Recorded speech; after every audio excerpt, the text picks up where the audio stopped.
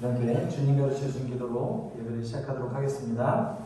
하늘에 계신 우리 아버지여, 이름이 거룩히 여김을 받으시오며 나라가 임하시오며 뜻이 하늘에서 이루어진 것 같이 땅에서도 이루어지어다.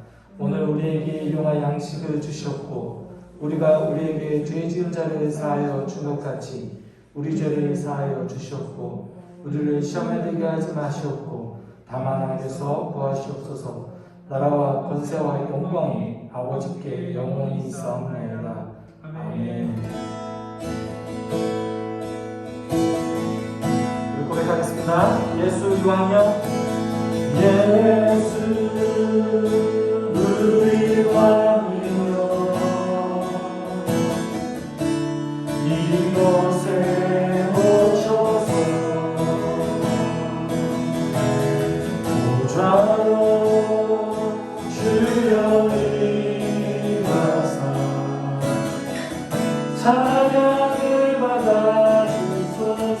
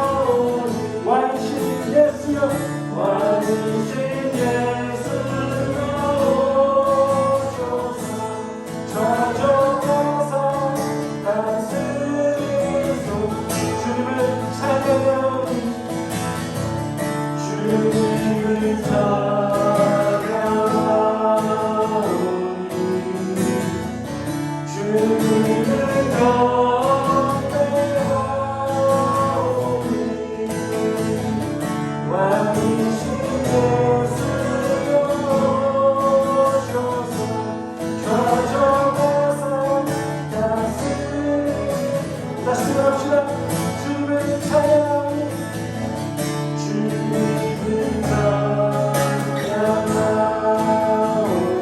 왕이신 주님을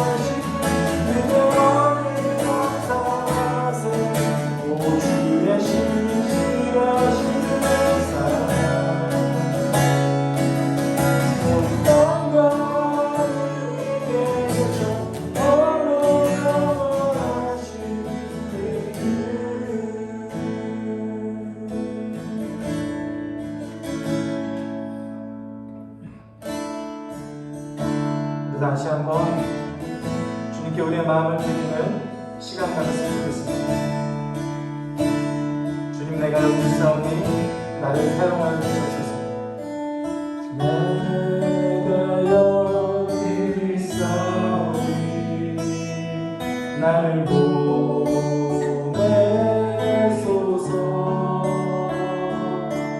나의 맘 나의 몸 주께 드리오니 주 받으옵소서. 주님, 내가 여기 있사오니 나를 써주소서.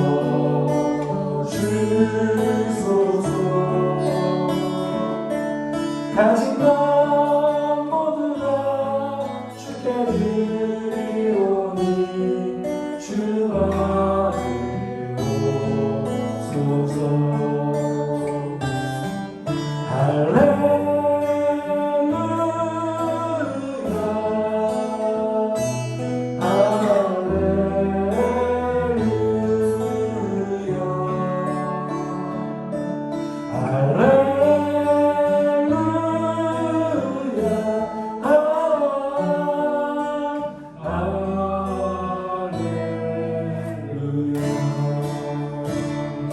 주님, 내가 여기 있사오니 나를 보내소서.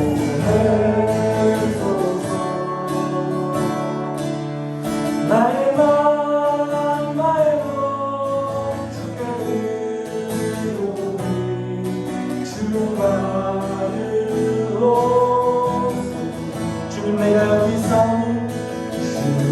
내가 여기 있사오니 나를 써주소서.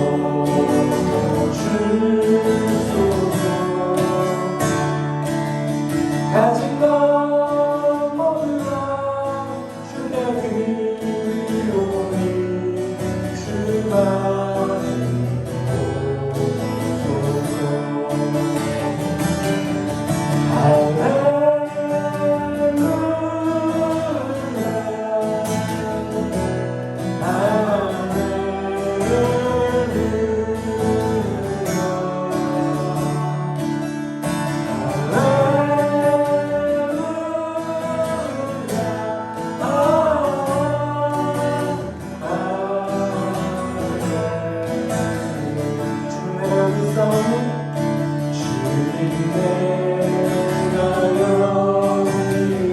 나를 써주소서. 나를 써주소서.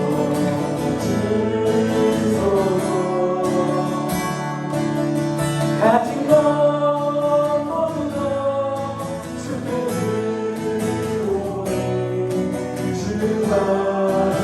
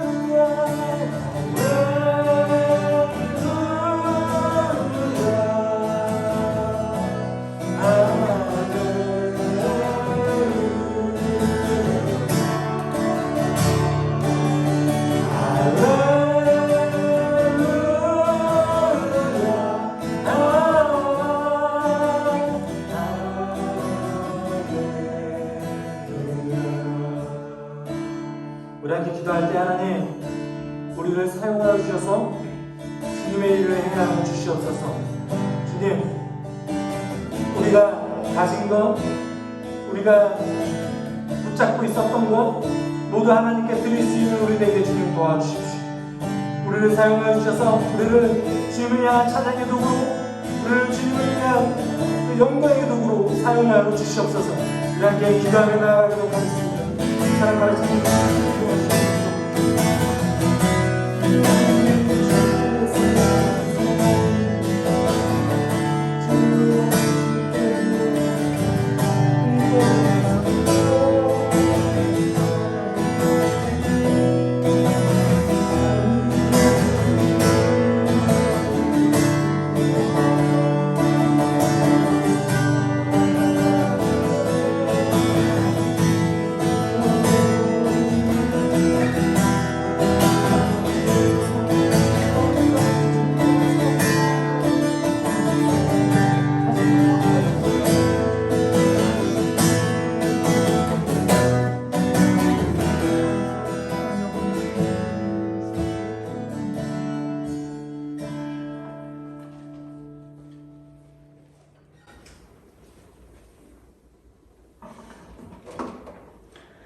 거룩하신 하나님, 존귀 찬송 영광으로 올려드립니다. 지난 반년 동안 주님의 사랑으로 붙드시고 함께 하심에 감사드립니다.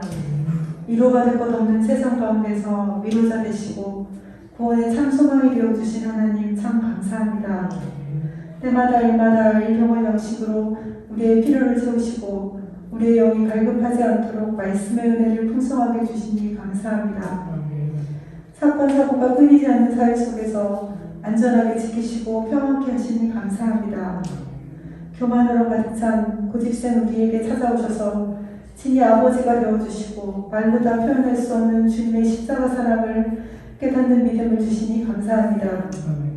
내 속에 불안함이 엄습할 때에도, 낭망이 찾아와 괴로울 때에도, 부끄러워 숨고 싶을 때에도 무궁하신 주님의 인자와 자비를 기억하고 하나님을 바라보게 하시니 감사합니다.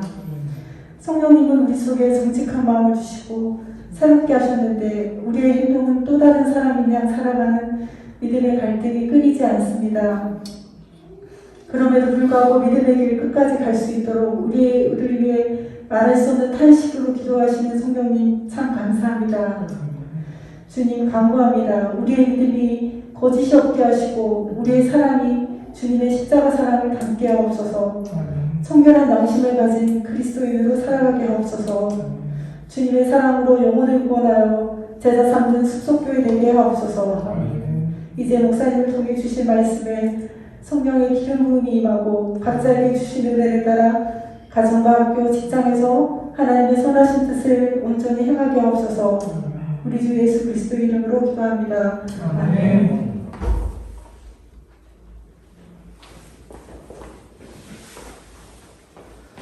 네, 우리가 오늘 함께할 말씀은요, 누가복음 1장 26절에서 38절까지 말씀입니다.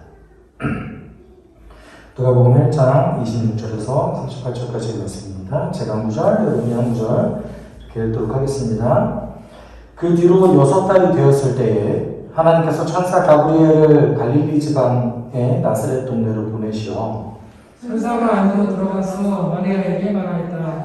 기뻐하여라. 은혜를 입은 자야. 주님께서 그대와 함께 하신다. 마리아는 그 말을 듣고 몹시 놀라 도대체 그 인사말이 무슨 뜻일까 하고 궁금히 여겼다. 천사가 마리아에게 말하였다. 두려워하지 말아라. 마리아야. 그대는 하나님의 은혜를 입었다. 보아라, 그대가 잉태하여 아들을 낳을 터이니 그의 이름을 예수라 하여라. 그는 위대하게 되고 더없이 높으신 분의 아들이라고 불릴 것이다. 주 하나님께서 그에게 그의 조상 다윗의 왕위를 주실 것이다. 그는 영원히 야곱의 집을 다스리고 그의 나라는 무궁할 것이다. 마리아가 천사에게 말하였다. 나는 남자를 알지 못하는데 어떻게 이런 일이 있겠습니까?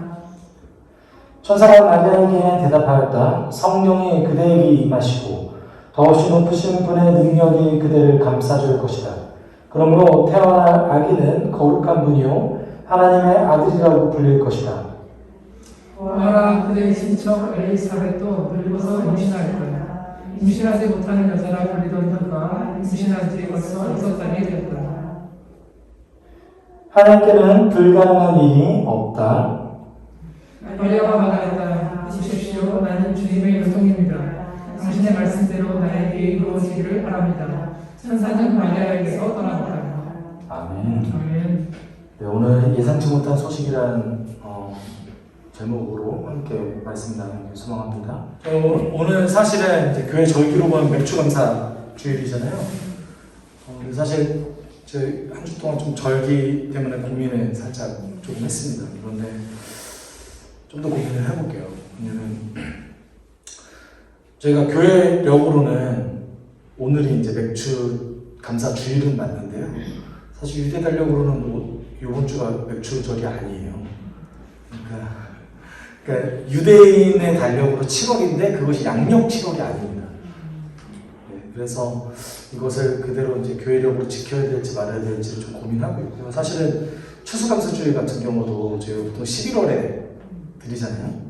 근데 그 11월에 드리는 게 그 미국 서부 기준으로 그때 추수가 돼서 11월에 저희가 드리는 건데 한국 실정에서는 추수감사주일이 11월이 되면 안 되죠. 사실 추석쯤 돼야지 맞는 거잖아요. 그래서 추수감사주일도 교회가 따로 정하는 것도 나쁘지 않겠다라는 생각을 좀 하고 있었어요. 사실은 그러니까 미국의 땡스기빙 데이를 저희가 굳이 지킬 필요가 있는가? 한국의 추수 시기에 맞춰서 추수감사주일을 하는 게 더 맞지 않나? 왜냐면 그게 성경에 있는 절기가 아니니까요. 추수감사주일은. 그래서 조금 고민을 좀 해볼게요. 네. 저희가 지난주에 그 세례자 요한이 어떻게 탄생되어지는 그 탄생 비화에 대해서 좀 들었었죠. 우리가 함께 나눌 때에 아주 신실했던 그 제사장 그 부부가 어떻게 하나님의 선택을 받게 되었고 그 과정 속에서 하나님이 어떻게 사용하시길 원하시는지에 대해서 우리 함께 나눴습니다. 그리고 오늘 본문 속에서 이제 예수님에 대한 탄생 예고가 있기 시작합니다. 처음에 26절, 27절에서 이렇게 얘기하고 있죠. 그 뒤로 6달이 되었을 때에 하나님께서 천사 가브리엘을 갈릴리 지방의 나사렛 동네로 보내시어 다윗의 가문에 속한 요셉이라는 남자의 약혼한 처녀에게 가게 하셨다. 그 처녀의 이름은 마리아였다. 이렇게 얘기하고 있습니다. 6째 딸이 되었을 때 이거 기준이 어떤 거죠? 엘리사벳이 임신한 지 6째 딸이 되었을 때 라고 얘기합니다. 그렇다면 우리는 여기서 한 가지 사실을 조금 유추해 볼 수 있죠. 엘리사벳이 5달 동안 은둔했어요. 그러면 그 은둔이 끝났다는 얘기인 거죠. 자신이 스스로 숨어 있었던 그 기간이 끝나는 그 시점 속에서 이제 하나님께서 천사 가브리엘을 나사렛이라는 그 지방으로 보내십니다. 그런데 사가랴가 천사를 만났던 그 장소가 어디였죠? 성소였죠. 성소. 여러분 그 성전에 보면요 가장 거룩한 장소 대제사장만 들어갈 수 있는 지성소가 있고요. 그 지성소 바로 앞에 성소가 있습니다. 그리고 성소를 나오면은 이제 제사 드리는 그 제사물을 태워드리는 번제단이 있어요. 뜰이라고 하죠. 그 두 번째로 거룩한 거죠. 그러니까 지성소는 가장 거룩하고 성소는 두 번째로 거룩하고 영어로는 그래서 Holy Place라고 얘기하고 있습니다. 어찌되었건 사가랴를 하나님께서 만나주셨던 그 시점이 언제입니까? 그 장소가 이스라엘이 가장 거룩하게 여기는 그곳 성전이었던 것이죠. 그런데 세례자 요한, 예수님을 준비해야 되는 그 세례자 요한을 예고하는 그곳은 아주 거룩한 성전이었는데 갑자기 시점이 변화되어서 저 한적한 저 시골로 나사렛이라는 듣도 보도 못한 그곳으로 이제 하나님의 시점이 변화된 겁니다. 우리가 보통 하나님의 어떤 역사가 일어나는 그 지역이 우리의 생각으로는 뭔가 하나님을 예배하는 장소일 것 같고 하나님을 굉장히 높이는 사람들이 많고 뜨거운 분위기 속에서 하나님의 역사가 일어날 거라고 생각하는데 성경을 우리가 자세히 살펴봤을 때 그런 일이 별로 없어요. 그런 일이 별로 없습니다. 여러분, 모세가 떨기나무가 타는 그곳을 봤던 그곳이 어디입니까? 광야였어요. 기도는 집에서 하나님을 만났죠. 하나님이 역사하는 그 장소는 사실은 우리가 생각했던 그 장소가 아니었고 우리가 상상하기 힘들었던 그곳에서 하나님이 역사했다라는 것을 우리는 성경을 통해서 계속 볼 수 있습니다. 하나님의 실점이 이제는 사실 더 중요한, 어찌 보면 성소에서 하나님 만났으면, 성소에서 천사 만났으면 이젠 지성소쯤은 돼야 예수님 모시는 예고가 와야 되는 거 아닙니까? 그런데 듣도 보도 못한, 그러니까 나사렛이라는 이 지명을 이때 아니면 언제 알았겠습니까? 그렇죠? 몰랐던 그 지역으로 하나님의 실정이 옮겨가는 것이죠. 그리고 사가랴에게 나타났던 그 천사 가브리엘이 이제는 마리아라는 그 여인에게 나타났습니다. 마리아라는 여인에게 나타났는데, 여러분, 우리가 마리아가 지금 현재 요셉이라는 사람과 약혼한 상태잖아요. 그럼 몇 살쯤 됐을까요? 참고로 저희가 조선시대 경국대전을 보면 그 여인의 최소 결혼 연령이 몇 세였을까요? 14세였어요. 14세. 조선시대 최소 결혼 연령이에요. 이거는 14세였습니다. 남성은 15세부터 이제 결혼할 수 있게 되었어요. 그러면 로마 시대에, 조선 시대보다 한 대략 1500년 전에 있었던 그 로마 시대에 법으로 정해졌던 최소 결혼 연령이 몇 세였을까요? 비슷합니다, 사실은. 찍어보시면 되는데 12세였습니다. 그래서 보통은 12세에서 13세가 넘어갈 때쯤에 약혼을 했고요.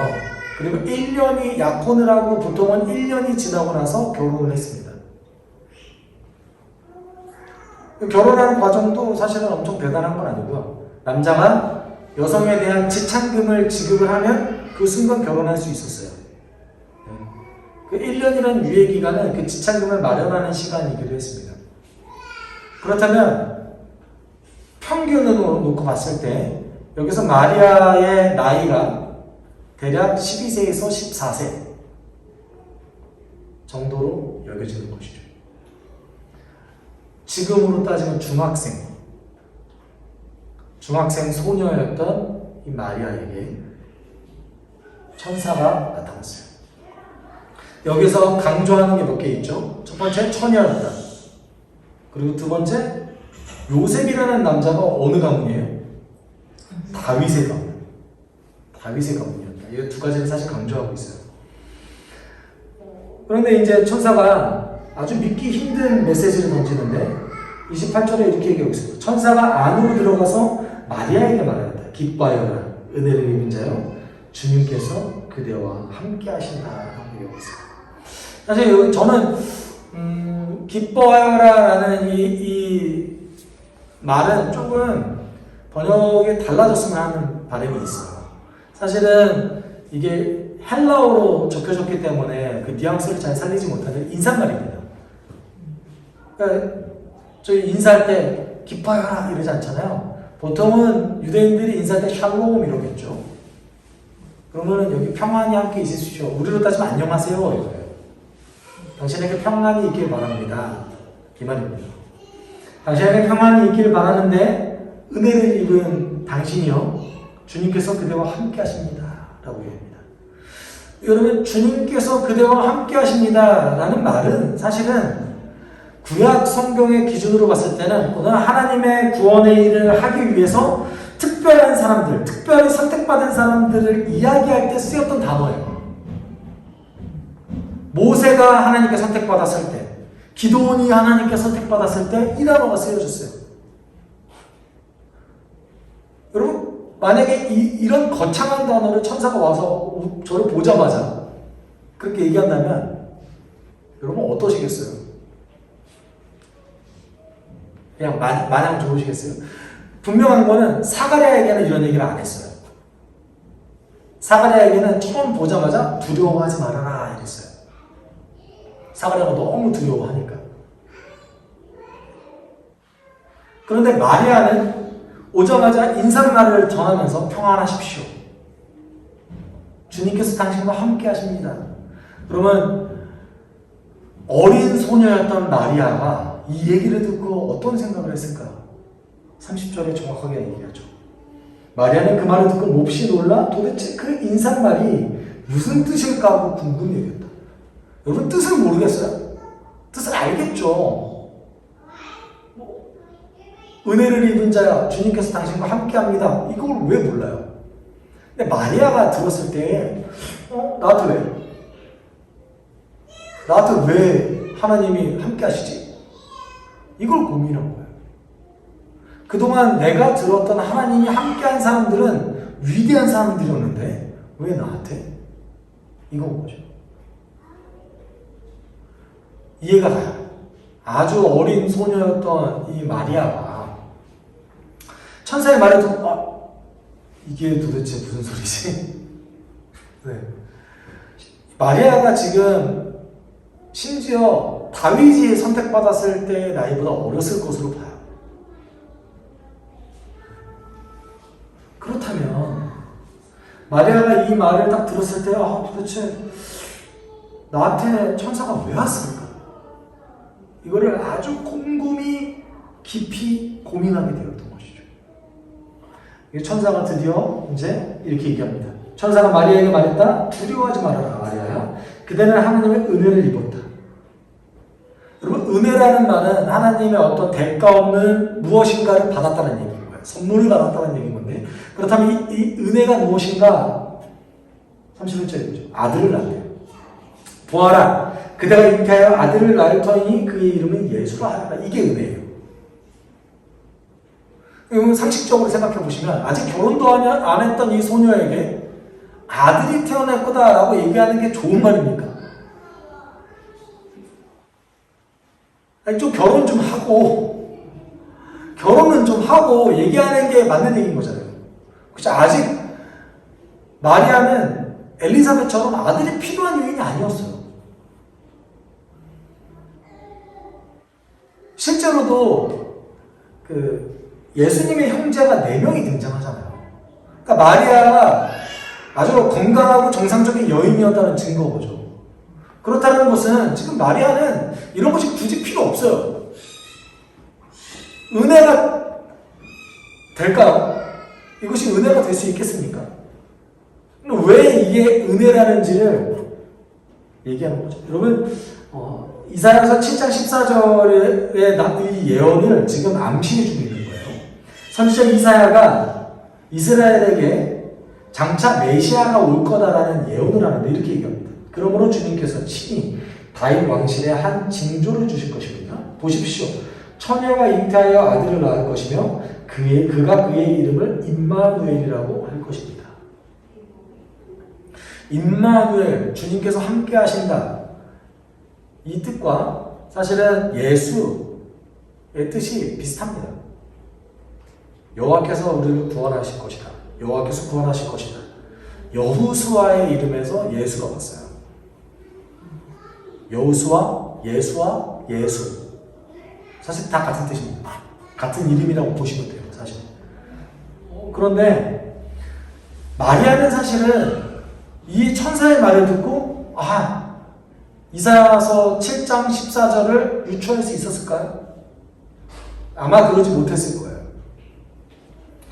마리아가 과연 그를 알았을 것인가? 그것도 사실 저는 잘 모르겠어요. 적어도 마리아는 시골에 살았고 그리고 오늘 본문 속에서 마리아의 어떤 배경이 등장하지 않습니다. 보통은 성경에서 얘기할 때 이 여인을 딱 얘기하잖아요. 그러면은 이 사람이 어느 지파 사람이고 누구의 자손인가에 대해서 보통 등장해요. 마리아가 나오나요? 안 나옵니다. 마리아의 배경이 안 나와요.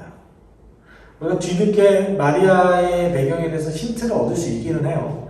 힌트를 얻을 수 있기는 하지만 그럼에도 불구하고 성경은 굳이 마리아에 대해서 설명하고 있지 않습니다. 딱 하나만 설명해줘요. 두 개죠. 나사렛에 살고 있다. 그리고 요셉의 약혼녀였다. 요거 설명해 주세요. 어찌되었건 성경은 지금 이 내용을 알고 있는 사람들에게 이것을 암시해 줄 수 있게끔 얘기를 해주겠죠. 누가가 특별히 이거에 대해서 인용하고 있지는 않습니다. 다만 이런 지식이 있다면 하나님이 지금 이렇게 일하고 계시는구나 라는 것을 알 수 있는 것이죠. 그렇다면 왜 아들을 갖는 것이 은혜인가에 대해서 32절, 33절 이렇게 얘기하고 있습니다. 그는 위대하게 되고 더없이 높으신 분의 아들이라고 불릴 것이다. 주 하나님께서 그에게 그의 조상 다윗의 왕위를 주실 것이며 그는 영원히 야곱의 집을 다스리고 그의 나라는 무궁할 것이다 라고 얘기하고 있습니다. 사실 무궁할 것이다 라는 말도 영원이라는 말이에요. 그래서 영원이라는 말이 두 번 반복되는데 아들을 낳는 게 은혜인 이유는 아들이 이런 자이기 때문에 그래요. 처음에 뭐라고 얘기합니까? 그는 위대하게 된다고 얘기합니다. 우리는 결론을 알고 있죠. 태어난 아기가 누구예요? 예수 그리스도죠. 예수 그리스도는 위대하시죠. 이렇게 생각하면은 사실은 우리는 마리아의 심정을 알 수가 없는 거예요. 마리아는 장차 태어난 사람이 이름이 주어졌지만 이 태어날 아들이 어떤 일을 할지 몰라요. 그런데 이렇게 얘기합니다. 그는 위대하다고 라고 얘기하고 있습니다. 구약 성경에서 딱 두 번을 제외하고 모든 위대한이라는 단어는 사실은 두 가지 용법으로 사용됩니다. 하나는 예를 들어서 우리가 세례자 요한에 대해서 얘기할 때도 이 위대한이라는 단어가 쓰여졌어요. 근데 어떻게 쓰여졌냐면 주님 앞에서 위대해지고 이렇게 얘기하고 있습니다. 주님 앞에서 위대해지고. 귀신이 뭐예요? 주님이죠. 그러니까 주님 앞에서 이 사람 큰 자가 된다라고 얘기하고 있습니다. 두 번째는 이 주님이라는 단어가 빠질 때가 있어요. 위대하고. 그러니까 위대하고만 갑자기 딱 등장할 때가 있어요. 그러면 보통 언제 쓰이냐면 하나님에 대해서 설명할 때 쓰여져요. 어떤 기준점이 없는 독립적으로 이 위대한이라는 형용사가 사용되어질 때는 하나님에 대해서만 쓰여집니다. 딱 두 번의 예외가 있었고 그 대부분은 두 번을 빼고 모든 위대한이라는 단어는 하나님을 지칭할 때 쓰여졌어요. 독립적으로 쓰여졌을 때. 그리고 뭐라고 얘기합니까? 더없이 높은 분의 아들이라고 불릴 것이다. 더없이 높은 분이 누굽니까? 하나님인 거죠. 하나님의 아들이 누굽니까? 예수님인데 우리 보통 이 시대만 하더라도 하나님의 아들, 여러분 보통 신의 아들이라고 그러면 어떤 사람들을 떠올릴까요? 그 시대 사람들이. 헤라클레스 누가 아들이에요? 기억이 안 나죠. 헤라클레스가 누가 아들이죠? 어쨌든 신의 아들이죠. 그렇죠? 신의 아들이죠. 그렇죠? 보통은 영웅, 유대인들에게 있어서는 신의 아들, 하나님의 아들은 왕이었어요. 왕. 더없이 높은 분의 아들이라고 불릴 것이다. 왕으로서 불릴 것이다. 라고 얘기해서 그대가 뭐라고 얘기해요? 주 하나님께서 그에게 그의 조상 다윗의 왕위를 주실 것이다. 지금 이스라엘 백성들이 나라가 있습니까? 없습니까? 나라가 없어요. 로마의 식민지로서 살아가고 있습니다. 심지어 나라를 잃었던 것이 대략 400년이 넘었어요. 나라를 400년 동안 잃었던 이 유대인들에게 지금 아주 어린 소녀였던 마리아에게 이 얘기를 하는 거예요.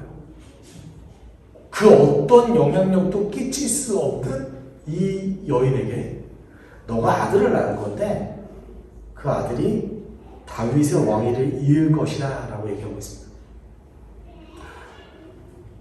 저였으면 일단 어떻게?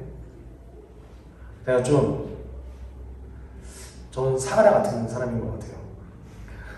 일단 못 믿겠는데 말이 되나? 라고 먼저 생각할 것 같아요. 여러분 생각해 보십시오. 마리아가 무슨 힘이 있어서 그 아들이 왕이 돼요? 가문이 괜찮기는 합니까?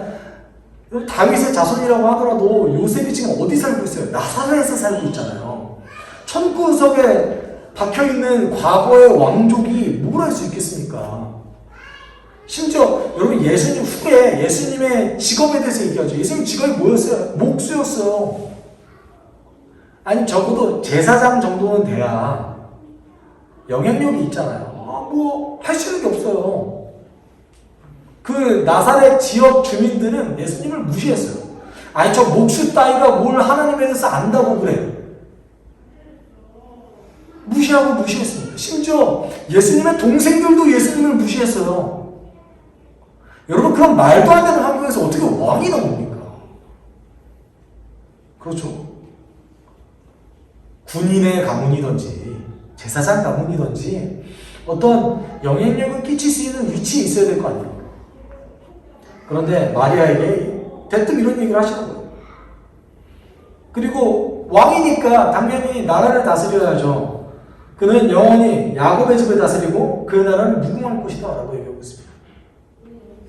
그런데 갑자기 왜 뜬금없이 천사가 너 메시아가 올 거다 라고 얘기하면 그만이잖아요. 그렇죠? 근데 너희를 구원할 구원자가 올 것이다 라고 얘기하면 그만이잖아요. 보통은 여러분 마태복음은 그의 백성을 구원할 자를 주실 것이다 라고 아주 직접적으로 마리아에게 얘기하는 장면이 나옵니다. 근데 누가복음에서는 왜 굳이 이렇게 돌려서 얘기할까요? 심지어 누가복음에서는 마태복음에서는 이사야 7장 14절 그대로 인용해서 임마누엘이라고 하라라고 얘기하고 있습니다. 그러면 여러분 우리가 이럴 수 있어요. 천사가 2번 나타났을까요? 한 번 나타나서 야 너 이제 아들을 낳을 건데 이름을 임마누엘이라고 하고 그 아들이 하나님의 백성을 구원할 거야. 이렇게 얘기하고 한 이틀 후에 다시 나타나는 거죠. 아, 내가 근데 말을 좀 못 전하는 것 같아. 아, 그 아들이 다윗의 왕위를 이을 거고 이름을 예수라고 해. 이렇게 2번 나타났을까요? 근데 왜 마태복음과 누가복음의 기록이 다를까요? 한 번 나타났어요. 한 번. 한 번 나타났는데 사실은 다 얘기한 거예요. 천사가 마리아에게 마테마가 누가 요한복음에 등장한 예수님의 탄생 비화, 마테마가 누가복음에 나오죠. 그 탄생 비화에 대해서 다 얘기한 거예요. 다 얘기했는데 그 중에 중요한 것만, 자신이 중요하다고 생각하는 것만 기록한 겁니다. 지금 누가는요, 다윗의 왕위를 잇는 존재로서의 예수님을 강조하는 거예요. 그러면 다윗의 후손으로서 이 사람이 왕이 될 겁니다 라는 이 대목이 다윗의 후손에 다윗의 왕위를 잇는 사람이 될 겁니다 라는 말이 왜 중요할까요? 이게 포인트예요. 여러분 다윗은 어떤 사람입니까? 다윗은 양치기에 불과했어요. 양치기에 불과했습니다. 막내 아들이었고요. 그래서 형들이 다 능력 있는 형들이 나가서 일을 하고 군인으로서 일을 할 때 본인은 집에 있는 양을 쳤던 사람에 불과했습니다. 그런데 어느 날 하나님에 의해서 선택이 되어졌고 사무엘이 그 다윗에게 기름 부었습니다. 그런데 다윗이 기름 부음을 받은 다음에도 다윗이 왕으로서 본인의 역할을 생각했을까요? 그러지 않았어요. 다윗은 본인이 왕이 될 거라고 생각하지 않았어요. 그런데 다윗의 인생을 하나님께서 하나하나 이끌어 나가셔서 결국에는 왕이 되었어요. 그러니까 다윗 입장에서는 내가 왕이 되려고 해서 왕이 된 게 아니라 어쩌다 보니까 왕이 되어 있었어요. 사무엘상에서 다윗이 고난받는 그 장면들, 그리고 다윗이 이제 자신의 여정을 해나가는 그 장면들을 보면 다윗이 어떤 내가 왕이 돼야지, 야망을 가지고 세력을 끌어모으고 그러려고 하는 정치적인 의도가 전혀 보이지 않습니다. 되는 대로 가는 거예요. 본인이 지금 앞에서 이것이 좀 더 옳아 보이는데 라는 것을 선택하면서 가는 거예요. 하나님의 뜻을 구하면서 하나하나 선택해서 가는데 하나님이 결국은 그를 왕으로 세우셨습니다. 그렇게 왕으로 세움받은 다윗은 제일 먼저 하고 싶었던 일이 있었어요. 그게 뭐였냐면 하나님의 집을 건축하는 것, 성전을 건축하는 것을 너무나 하고 싶었어요. 다윗이 평생 꿈꿨던 게 무엇이었냐면, 여러분 모세가 하나님의 장막을 처음 건설했을 때 하나님의 임재가 임합니다. 하나님이 하나님의 장막에 그대로 내려오세요. 그거를 다시 보고 싶었어요. 너무나 그걸 소망했어요. 다윗이 얼마나 찬양한 사람이었습니까? 우리로 따지면 다윗은 장군이기도 했지만, 군인이기도 했지만, 여러분 다재다능해요. 기타리스트이기도 했어요. 얼마나 하프를 잘 연주했냐면 왕조차도 전문 악사로서 쓸 정도였습니다. 너무나 사실 다윗이 시간이 많았던 것 같아요. 양치면서 시간이 많았나 봐요. 그래서 하프를 평생 계속 연주한 거예요. 그렇게 찬양한 사랑했던 그 다윗이 하나님의 임재가 임하는 것을 너무나 사모했고 하나님의 전을 건축하길 바랬어요. 그런데 하나님은 다윗을 통해서 하나님의 전이 건축되길 원하지 않았습니다. 그래서 하나님이 너는 나의 집을 건축할 자격은 안 되는데 내가 다른 걸 약속할게 해서 약속을 주셨어요. 이렇게 약속하셨죠. 너희 생애가 다하여서 내가 너의 조상들과 함께 내가 묻히면 제가 못하죠. 내가 묻히면 내가 내 몸에서 낳을 자식을 후계자로 세워서 그의 나라를 튼튼하게 하겠다. 이제 시작된 다윗의 왕조를 튼튼하게 하겠다는 얘기인 거죠. 바로 그가 너의 이름을 드러내고 집을 지을 것이며, 여기서 나오는 그 집이 성전이에요. 집을 지을 것이며 나는 그의 나라의 왕위를 영원토록 튼튼하게 하여 주겠다라고 얘기하고 있습니다. 그리고 뒤이어서 나는 그의 아버지가 되고 그는 나의 아들이 될 것이다. 그가 죄를 지으면 사람들이 저의 자식을 매로 때리거나 채찍으로 치듯이 나도 그를 징계하겠다라고 얘기하고 있습니다. 여러분, 여기서 다윗에게 주어졌던 이 약속, 사실 결정적으로 뭡니까? 너의 이 왕국이 영원토록 지속되도록 내가 지킬 것이다. 그리고 너의 자손들에게 내가 아버지가 되어서 징계도 하고 채찍치기도 하겠다. 옳은 길로 가도록 이끌어주겠다 이거예요. 근데 유대인들이 이 약속을 봤을 때 지켜졌나요? 안 지켜졌나요? 다윗 왕국이 망했어요. BC 586년에 다윗 왕국이 망했어요. 그러니까 유대인들이 봤을 때 이건 깨졌던 약속이에요. 이미 깨어졌어요. 그런데 유대인들이 주목했던 것은 그 뒤에 나오는 14절이었어요. 너가 잘못했을 때 내가 채찍질하겠다 이거예요. 이게 왜 중요했을까요? 유대인들이 망하고 나서요, 포로로 끌려갔어요. 포로로 끌려가니까 성전이 없잖아요. 그럼 종교 생활을 어떻게 했을까요? 신앙 생활을 어떻게 했을까요? 남아있는 거는 딱 하나밖에 안 남아있었어요. 뭐예요? 하나님의 말씀. 그 전까지는요, 유대인들이 하나님의 말씀을 아주 하찮게 여깁니다. 하나님이 지키라고 했던 율법을 싹 다 안 지켜요. 여러분, 심지어 다윗조차도 유월절을 안 지킵니다. 유월절을 제일 처음 지켰던 왕이 히스기야였고요. 그리고 그 형식대로 다 지켰던 왕은 요시야였어요. 아주 후대예요. 이스라엘이 망하기 직전에 지킨 거예요. 그 전까지는 유대인들이 아주 율법을 하찮게 여깁니다. 왜냐하면 성전이 있으니까요. 우리로 따지면 이런 거예요. 교회에서 예배 드릴 수 있으니까 집에 가서 성경을 안 보는 거예요. 교회에서 예배 드리고 공동체 생활을 할 수 있으니까 하나님의 말씀을 하찮게 여기는 거예요. 교회가 모든 걸 다 해주니까 하나님의 말씀이 우리 삶 가운데 영향을 미치지 않는 거예요. 이거랑 비슷해요.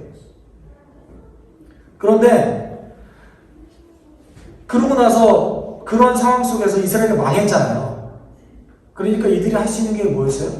말씀 보는 거 외에는 할 수 있는 게 아무것도 없었어요. 말씀을 보다 보니까 중요한 사실 하나 발견했습니다. 그것이 뭐였냐면 하나님이 이미 이렇게 망할 거라는 것을 예언하셨다는 거예요. 신명기에 나오는 축복과 저주에 대해서 이들이 연구하기 시작했어요. 그래서 이스라엘의 역사를 자세히 훑어보니까 율법을 잘 지키면 하나님이 복을 내리셨고 율법을 안 지키면 이방 민족을 통해서 우리를 치셨더라라는 것을 깨닫게 된 거예요. 여러분, 이거를 이스라엘 민족이 깨닫게 되니까요. 뭐라고 생각했겠어요? 아, 하나님이 다윗의 왕국을 영원히 지속하실 것인데 지금은 우리가 죄를 져서 징계하시는 거다 라고 생각한 거죠. 지금은 하나님의 징계의 기간이다. 우리 지금 벌 받는 거야. 그럼 어떻게 해야겠어요? 벌을 안 받으려면 율법을 잘 지켜야겠죠. 그래서 이스라엘 민족들이 율법을 연구하기 시작하고 그 율법에 대한 어떤 장로들의 유전, 미시나 이런 것들을 발전시키기 시작합니다. 이유는 아주 단순해요.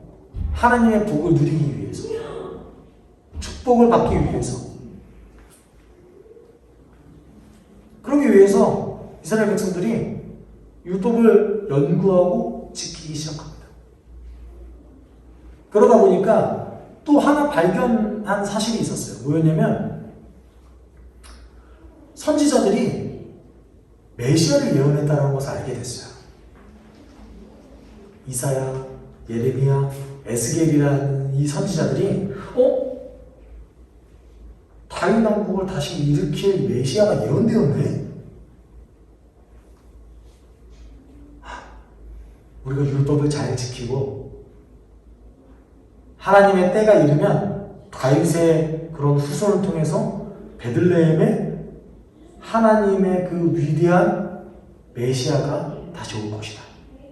그리고 그 메시아는 다윗의 국을 다시 지을 거고 그 다윗 왕국은 하나님의 율법을 온전히 잘 지켜주는 왕국일 것이다. 여러분, 여기까지는 굉장히 건전한 생각이잖아요. 그렇죠? 여러분, 구약 성경을 자세하게 연구하면요, 우리는 여기까지밖에 생각할 수 없어요. 신약 떼버리고요, 구약 성경만 아주 자세하게 읽잖아요. 그러면 하나님 메시아 보내주실 것이고 그 메시아는 다윗 왕국을 다시 세울 것이고 그 다윗 왕국은 율법이 아주 잘 지켜지는 왕국일 것이다. 여기까지밖에 생각할 수밖에 없어요.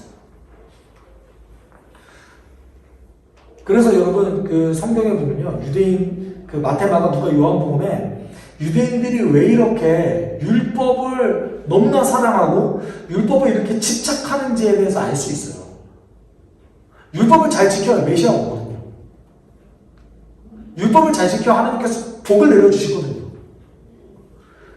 그 이스라엘 민족들에게 율법을 안 지킨다는 거는요, 이건 배신이에요.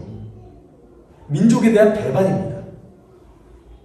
그러니까 이렇게 강조한 거예요. 심지어는 율법 안 지키는 사람들 찾아서 죽이고 다니잖아요. 이 정도로 굉장히 율법을 끔찍하게 여기는 겁니다. 그런 상황 속에서 이스라엘 민족들이 이렇게 율법을 미친 듯이 지키려고 노력하는 이 상황 속에서 지금 마리아에게 야, 다윗의 왕조를 이을 아들을 너에게 줄 거야. 마리아는 이거를 그대로 믿었어요. 그런데 마리아가 가지고 있었던 질문은 하나 있었습니다. 그것이 34절이에요. 마리아가 천사에게 말하였다.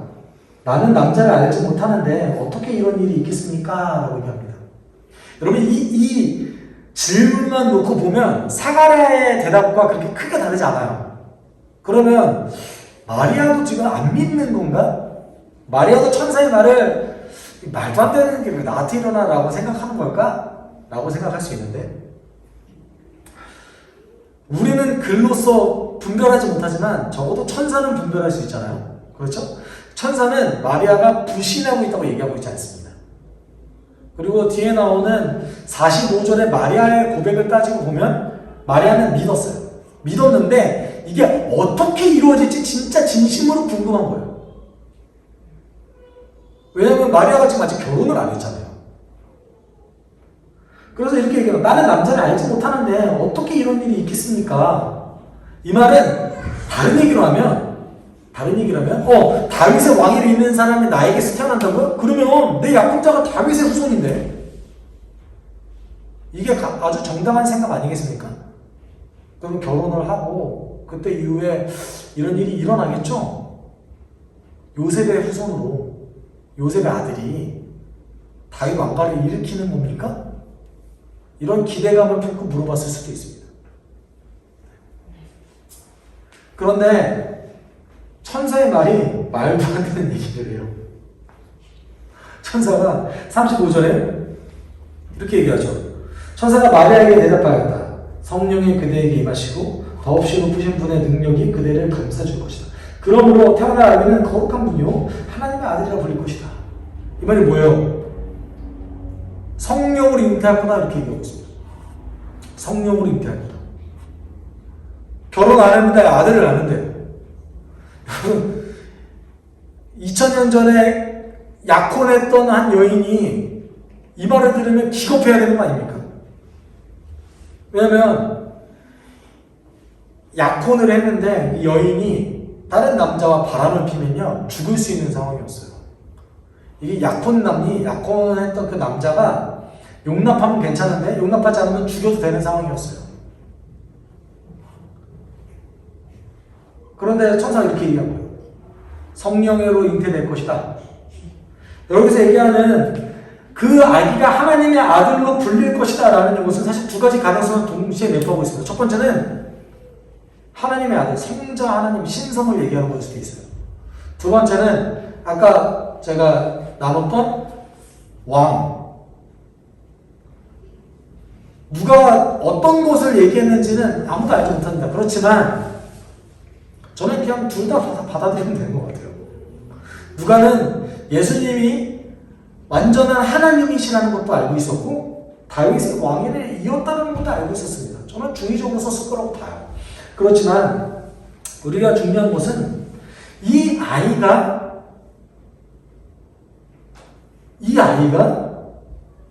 인간의 능력으로 태어난 아이가 아니라는 거예요.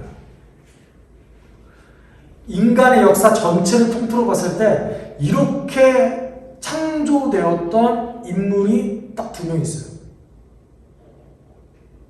어머님 없이 태어났던 아담, 그리고 두 번째로 인간의 그런 능력으로 태어나지 않았던 예수님이 있었던 거죠. 그러니까 이 말이 뭔 말입니까? 하나님의 그 창조의 능력으로서 태어났던 존재라는 것이죠. 그래서 바울이 예수님을 제2의 아담이라고 얘기하는 거예요.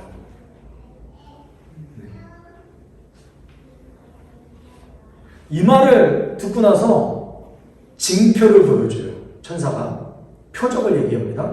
보아라, 그대의 친척 엘리사벳도 늙어서 임신하였다. 임신하지 못하는 여자라 불렸던 그가 임신한 지 벌써 6달이 되었다. 하나님께는 불가능한 일이 없다. 이게 표적입니다. 표적.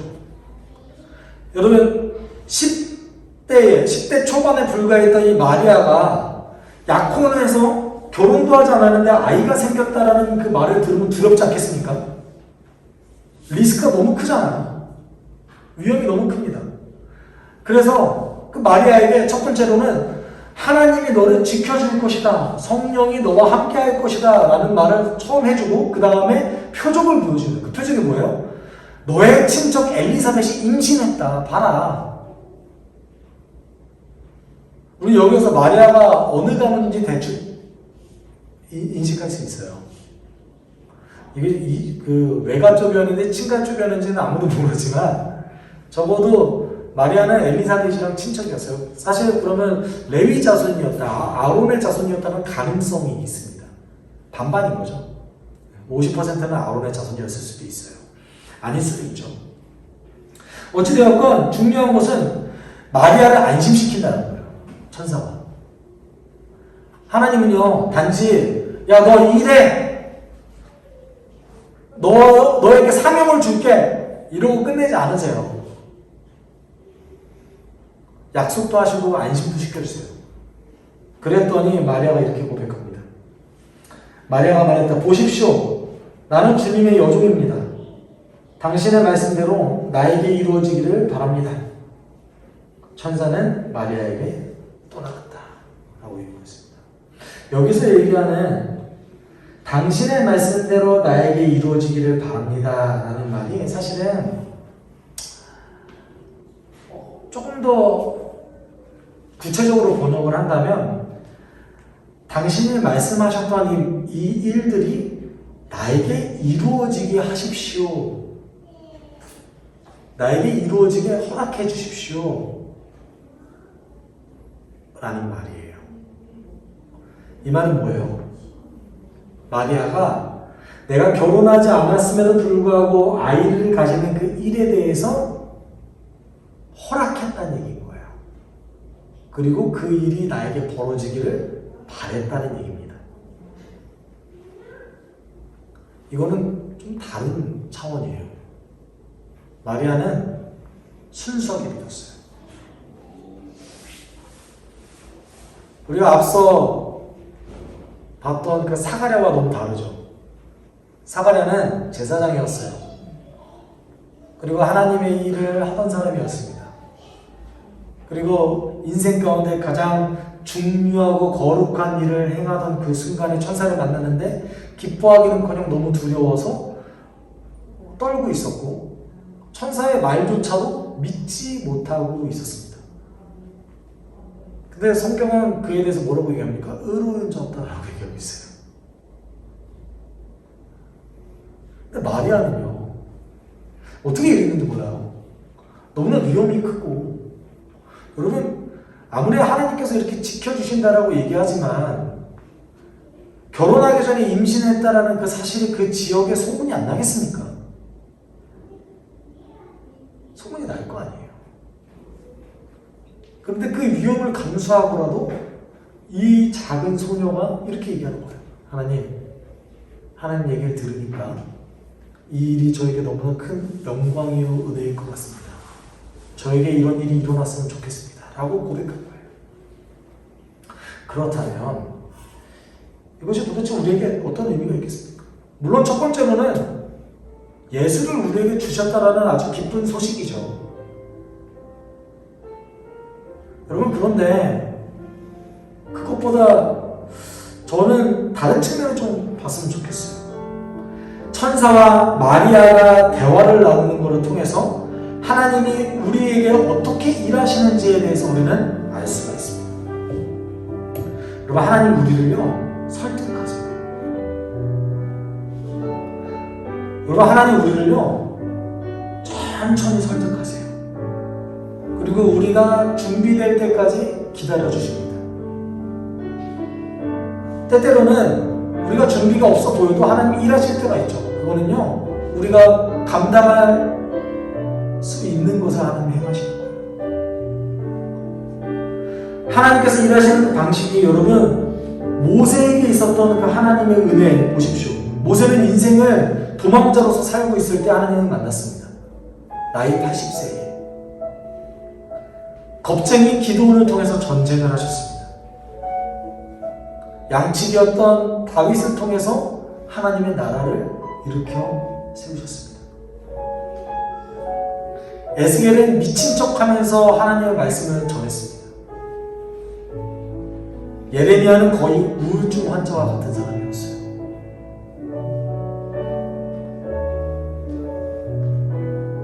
하나님은요, 보잘것없는 사람을 통해서 놀라운 일을 행하십니다. 하나님은요, 아주 대단해 보이는 것을 통해서 역사하시는 분이 아니세요.